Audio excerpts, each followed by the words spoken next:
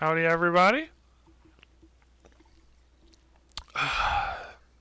Through a LaCroix mistake today, we got another one of these. Cucumber. Blackberry cucumber. Not great, but, when you got a pack of them sitting in your pantry, bad LaCroix is better than no LaCroix. Alright, so, a little bit of a change of schedule from last time I streamed. So last time the goal was I wanted to get through rookie draft, get that all working, get through free agency, get that working, and then work on training camp. Well, somewhere along the way, I think halfway through the free agency screen, it dawned on me the training camp kind of sucks. It's not interesting. It's cool to see your players go up. That's fun. But I don't know. There's just really nothing you could do with training camp that makes it interesting. So I was thinking, all right, well, what do I really want to have happen? All I really want is I want your coaches to matter when you're for player development, and I want you to see players go up and down. Now I don't need training camp to do that. So my original idea was for the college league, I was going to do it like at certain points of the year, players were going to improve. In in college, they're pretty much all going to improve. And then that was going to affect the rookie draft. And I thought, well, why wouldn't that be? That sounds like that would be fun for the pro league. So I put all that free agency stuff on the back burner, and I implemented a brand new feature, which is in-season training. And I did some testing, and I actually kind of like it. So the way this works is, and I'm going to sim a few games. I'm not going to play any games today. I'm actually just going to sim games and then kind of go through some of the newest features, because the last 2 days I've just been pounding out code, and what is it, Tuesday afternoon, I'm already done all the week's work. So I've been just working like crazy. So we got a lot of cool things to talk about. So first is in-season training. Now the way this works, wait, hang on, before we go too far, I forgot to bring up my chat screen just in case. Alright, there we go. There. Now chat's up. Alright. So back to what I was talking about. So the way it works is, again, it's based off your coordinator. So if you go to my coordinator, I'm better at tight ends, not great at running back. Everybody else has kind of got the base development. And if you look at my defensive coordinator, I kind of wish I didn't have this guy now.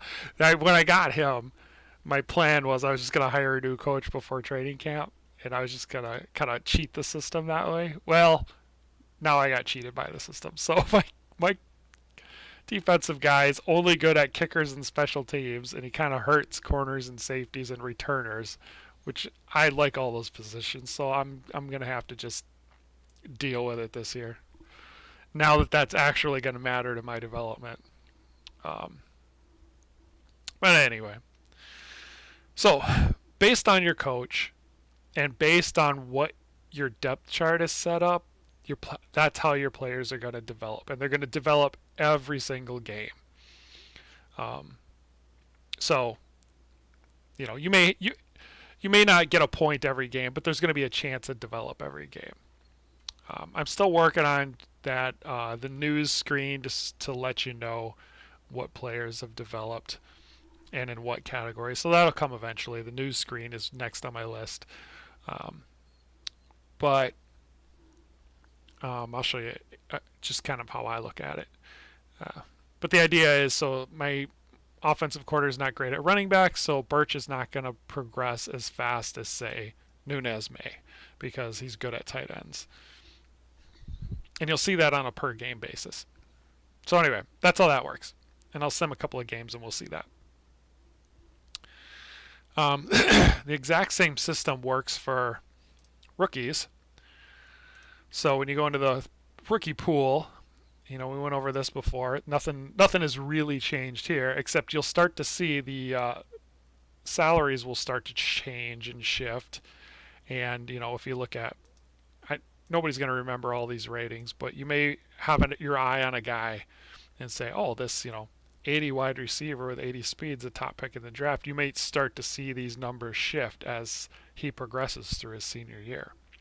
So that's kind of cool. I've also added free agency preview. Now this needs a little bit of work. I'm still refining this. It works. Free agency works right now, but and it also works for in-season free agency. You just can't cut anybody yet. But the way this is going to work, in-season free agency is also the free agency preview. So I'm kind of just reusing the same screen for two things. But basically, these are all the guys who right now are going to be free agents. And it tells you what team they're on right now. It says top bid, but as I refine the screen a little bit, it'll say like current team or something like that. So it'll say what team they're on right now. They're all potential free agents.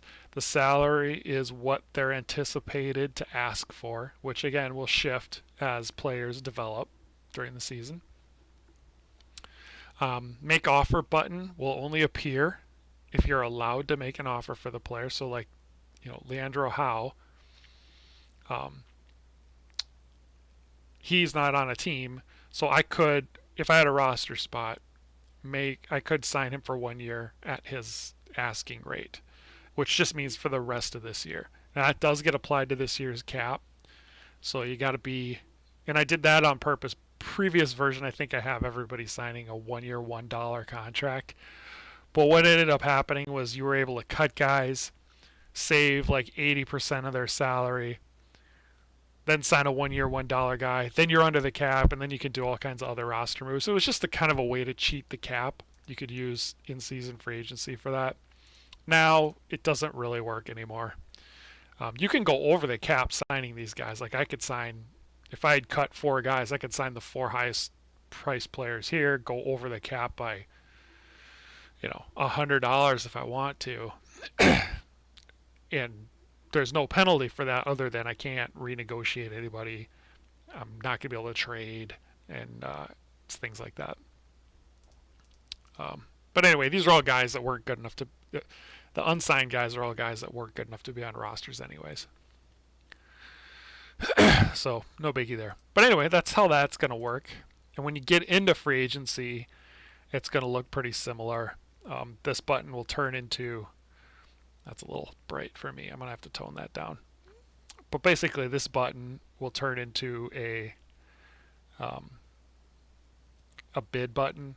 So it'll be, 16.2, this will say 2 years, $16. And if you click on it, you just make the bid.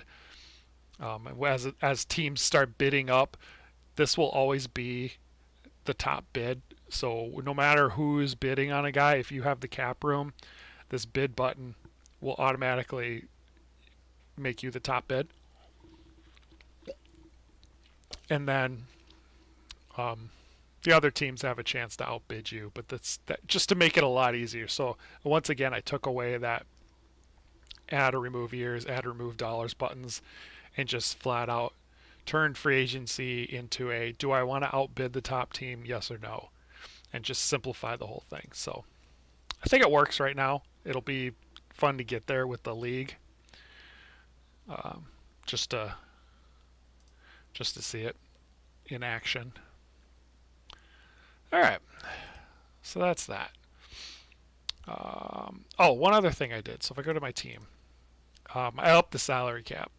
Part of the reason we weren't getting any trade offers is it wasn't just me. Every team was up against the cap. So that, to me, that means it's just too low. And looking at the rookies coming in, it's probably still too low.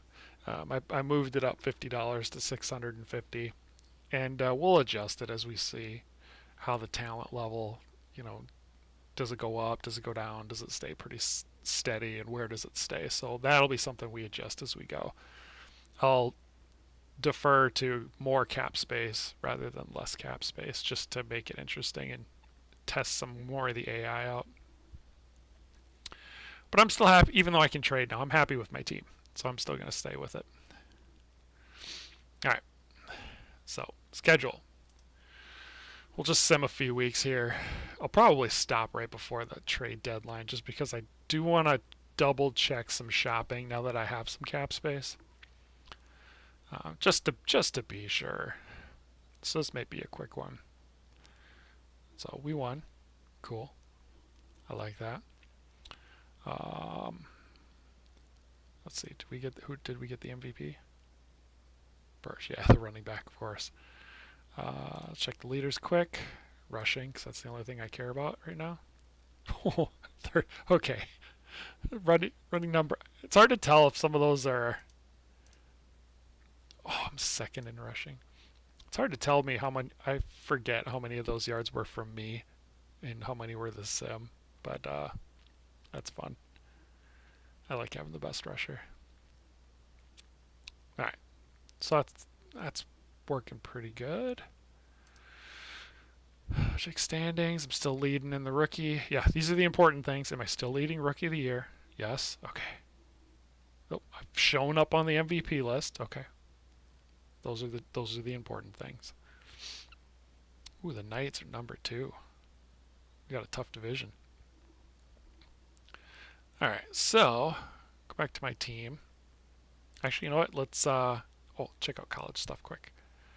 So now college teams are playing, and we're getting quite a bit of movement in the charts. You know, teams start putting records together. And you can see I messed with the formula to make sure that really good teams, even though they've lost a game, aren't automatically bumped way down the list to where the bad teams are. So you can see here some of these teams they dropped. Like LSU was probably, I think,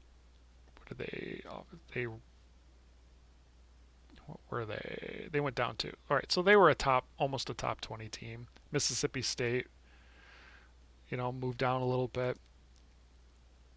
Let's see who's the biggest drop. So they haven't dropped a ton. All right.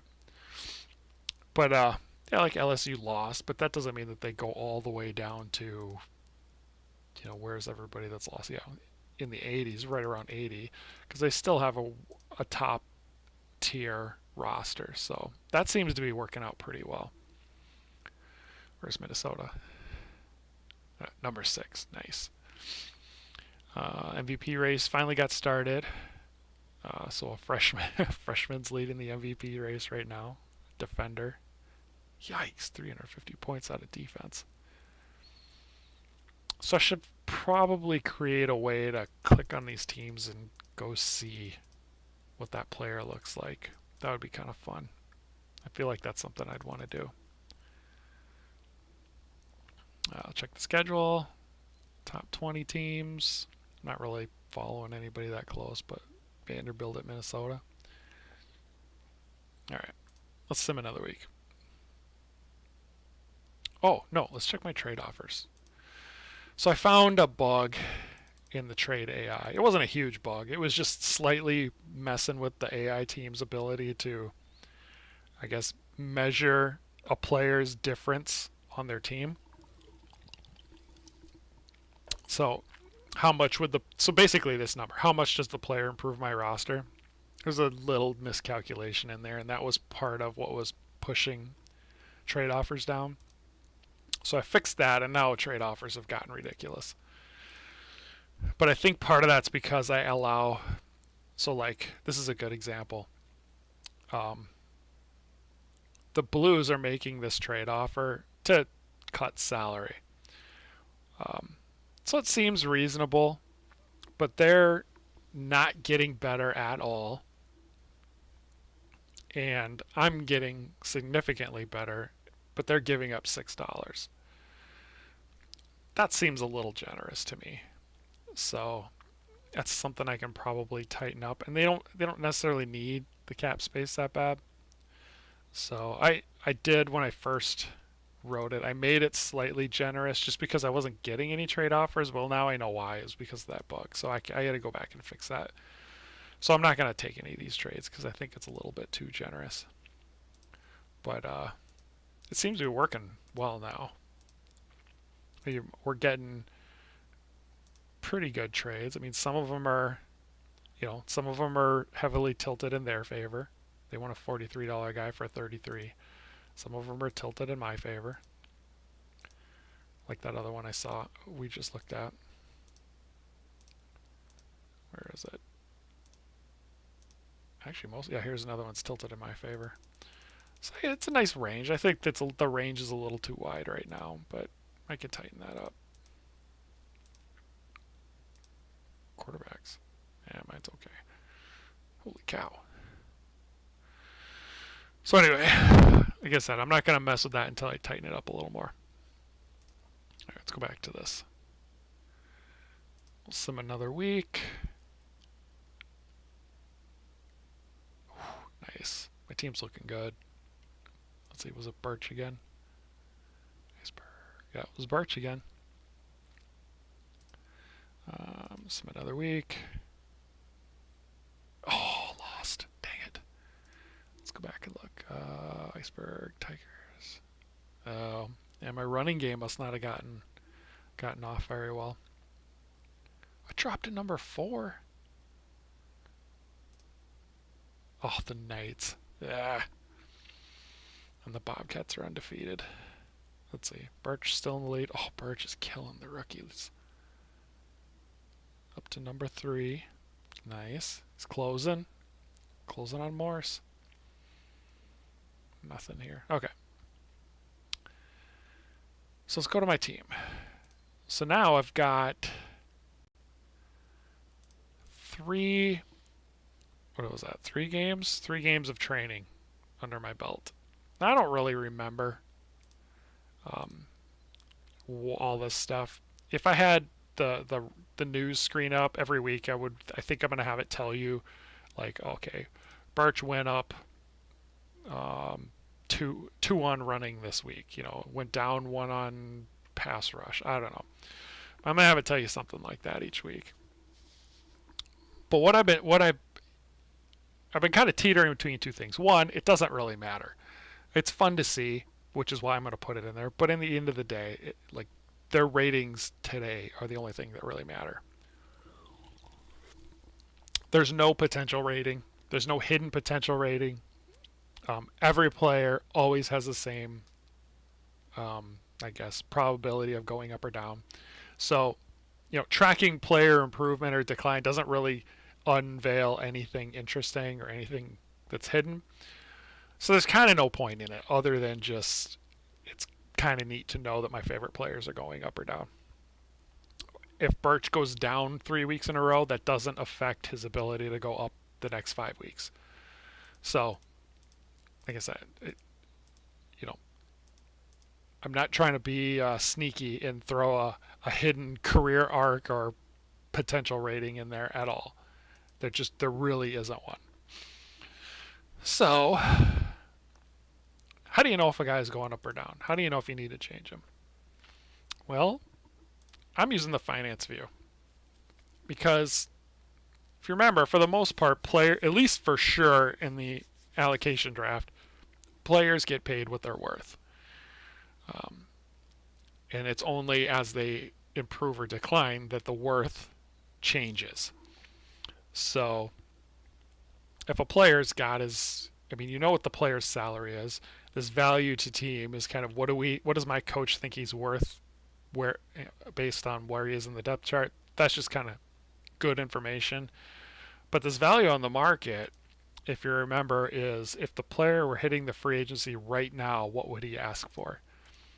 Now, comparing this to what he's actually did ask for is a good way to figure out if a player has he gotten better or has he gotten worse. So young players are almost always going to get better. I think it's something like a 2% chance that they get worse. As they hit that middle of their career, it's kind of 50-50. Do they get better? Do they get worse? Or nothing happen? And then as they hit the tail, probably the last 6, players are tending to retire around 33, 34 right now. There's very few guys in the mid 30s that last. Um, so 33, 34 is when they retire. So kind of that 28 to 34 range, they'll start going down in ratings. And it's fairly predictable. So I didn't want to play games with career arcs. It's just because I don't find that super interesting. So it's almost totally random, but you can count on young players going up, middle career players staying about even, and tail end players going down. So it's not a surprise. So almost my whole roster is young. Um, so like this guy's already gone up $1. He's now worth $30. He was 29. My running back's gone up $1 in value. Um, Wide receiver one's got Sloan's gone up 2. That's pretty cool. Humphrey's gone up 2. Yeah, funny thing, my tight end, which my coach is supposed to be good at tight ends, hasn't gone up at all. Webster's gone up 1. Even. See, Hunt's already gone down 2. So that kind of sucks. But he's 33. Even. He's gone up 2. Even. Down 1. Schroeder's gone down $1. He's 29, so that kind of makes sense. Even. So, seems to be working pretty well. Working the numbers out, it looks like over the course of a season, anybody on the upswing can average about $6 to $7 of increased value per season.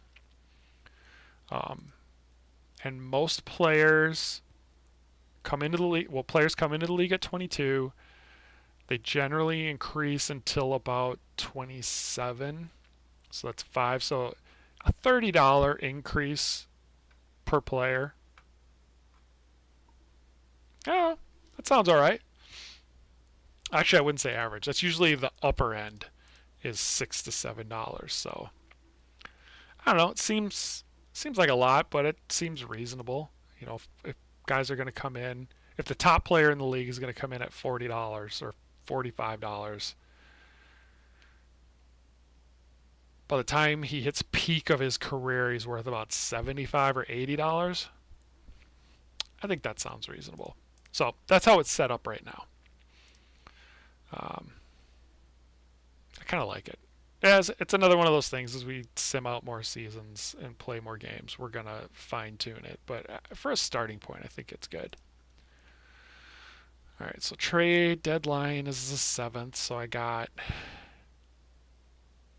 or it's actually the 8th, but you can only make offers on the 7th. So I got 2 more weeks of games. Let's sim 2 more weeks. Oh, I'm in the schedule. Duh. Lost again. 2, 3. Oh, 3-game losing streak. Yeah, it's about time for me to play a game. Let's check the standings. Where am I at? The important things. Okay, still got the rookie of the year. Oh, Burgess falling off. A lot of running backs. I'm surprised not to see quarterbacks there. That's usually quarterbacks. I wonder if some of my passing changes have. Let's check the leaders. Let's see what the quarterbacks are looking like right now. So completion percent looks okay. It's not ridiculous anymore.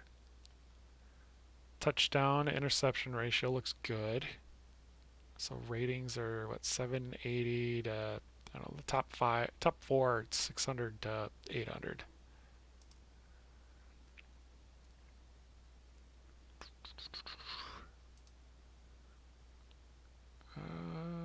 Birch. Okay, so top 3,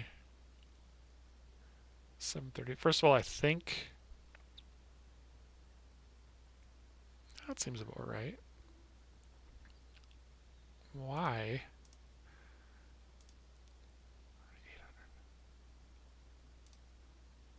800. All right. For some reason, quarterbacks. Oh, that's okay. So that must be taking in something else in account. Oh, receiving yards. Oh, that's why. So running quarterbacks aren't getting receiving yards. So I probably just got to tweak the formula for the MVP to give quarterbacks a fair shot. Because if running backs are getting 800 yards for rushing, and then another 3 to 400 yards for receive points for receiving, then quarterbacks are just not going to have a fair shake at the MVP. So future Sean, balance that out a little bit. But anyway, no big deal. That's an easy calculation to do. These aren't actually added up. They're so when you go to standings, this isn't actually added up. This is calculated off of stats. So as soon as I change the formula, these will automatically update, which is kind of cool. All right, so there's that. Where are we now? Number 6, barely hanging on to a playoff spot. Yikes. Let's check our team. Let's do this. I like to sort it by this. Check our finance view. So no movement on any of these guys. No real movement. I think this guy, did he go up before? I don't remember. Yeah, I'm not getting a lot of movement the last 2 weeks. Alright, that's fine. Must have just had a good first couple of weeks. Nothing's moved after that. Oh well. Ooh. One more speed on Sloan. That's cool.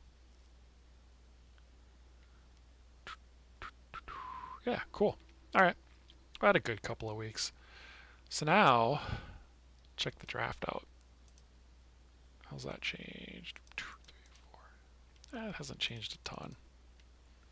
I think this... I don't remember for certain. I thought he was 80-80. Yeah, I think he was 80-80. So he's improved. I think this guy's improved too, because if I remember last time, there was only one guy in the 40s. So that's cool. Oh yeah, the other thing about training. So if you go back to your team, so again, it's based on position. So like this guy trains as quarterback, trains as a running back. Both these guys train as wide receivers, and so on down. These train as corners. But what about these guys? They anybody not in the starting offense or defensive lineup gets the general training, and coaches don't affect that.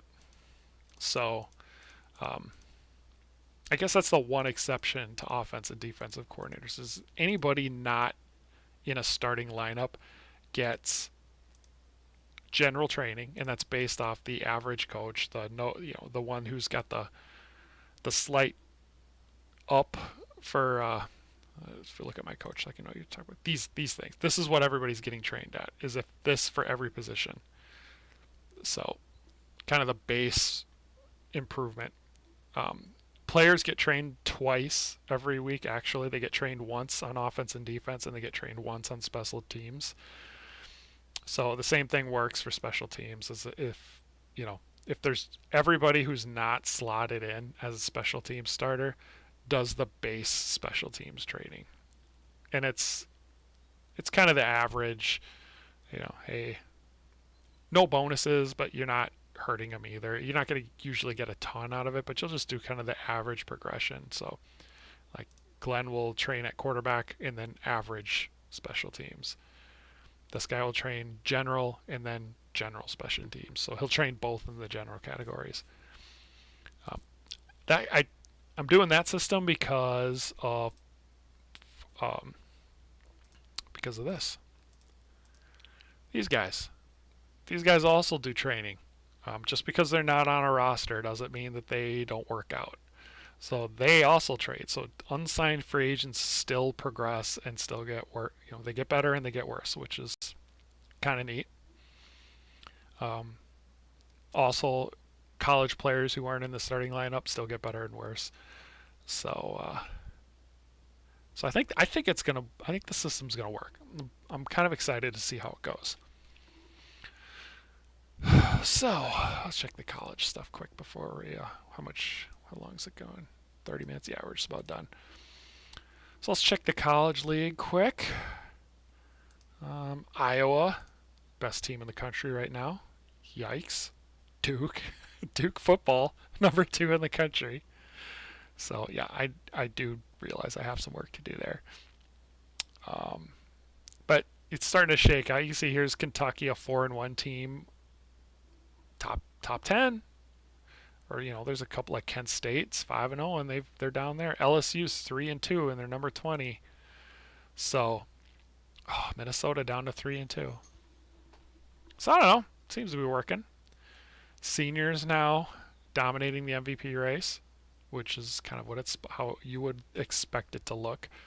Award leaders spread out a little bit more, which makes sense because not all the seniors are spread out equally talent-wise among all positions. So this is where you'll see a little more spread out, but it'll be upperclassmen definitely.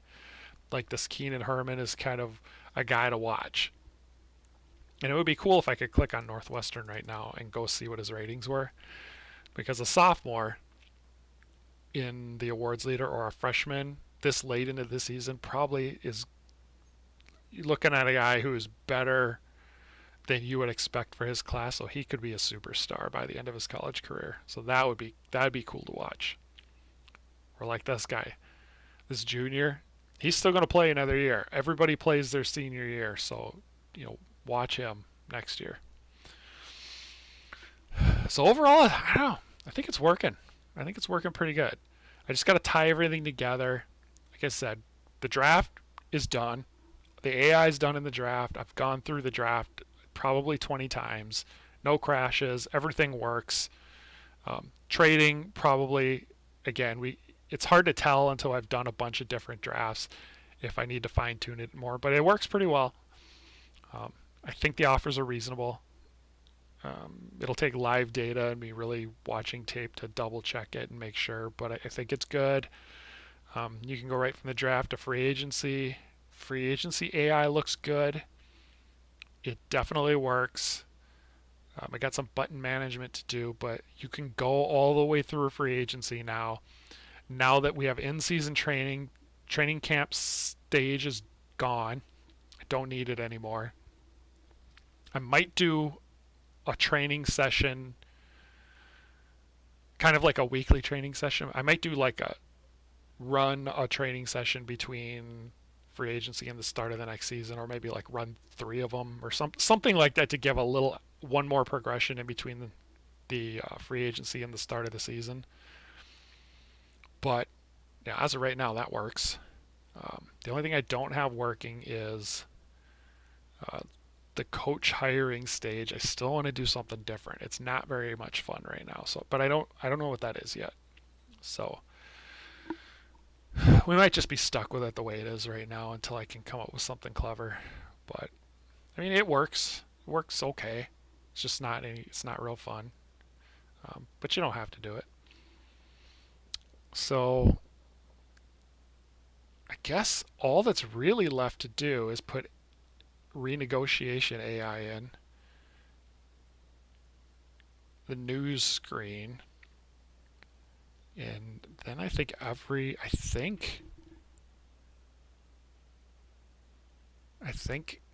the news and history screen and re-signing AI, and every component of the game works. So then it's just finishing up the screens and making everything flow together and putting the intro screen in and stuff, and I think we got it.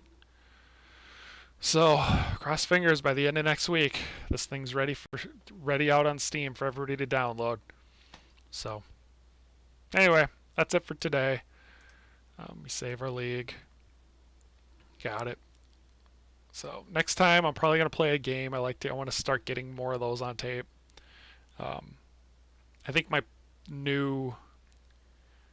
pattern's going to be something like play 2 games before trade deadline, sim out the rest of the season, maybe play a playoff game, but I don't want to play more than 3 games a season because I want to keep these seasons just rolling so I can see all the off-season stuff. So 2 to 3 games a season, and a lot of fast sim.